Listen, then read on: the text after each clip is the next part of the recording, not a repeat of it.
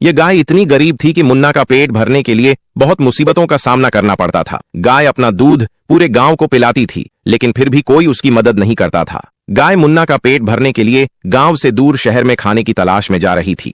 तभी उसने देखा कि एक आदमी आने वाले दिनों में रेस प्रतियोगिता का ऐलान कर रहा है और रेस जीतने वाले को 1 लाख रुपए का नकद इनाम रखा गया था। गाय ने सोचा, मैं तो रेस नहीं जीत सकती, लेकिन मुन्ना को रेस की तैयारी करवा सकती हूँ। गाय अपनी गरीबी दूर करने का यह अवसर हाथ से नहीं जाने दे सकती थी, इसलिए उसने शरीर और ताकत दोनों बढ़ाने का सबसे महंगा ड्रिंक लाकर दिया। उसके बाद वह दिन रात एक करके गार्डन में जाकर दौड़ लगाने लगा। कुछ दिन बाद मुन्ना पहलवान बन जाता है और रेस के लिए निकल जाता है। उसी रेस में एक रेड बुल था जो मुन्ना का बहुत मजाक उड़ा रहा था। रेस शुरू हो जाती है और कोई भी किसी से कम नहीं था। सब बराबरी में दौड़ रहे थे और मुन्ना धीरे धीरे अपनी स्पीड को बढ़ाता है और वह सबसे आगे हो जाता है।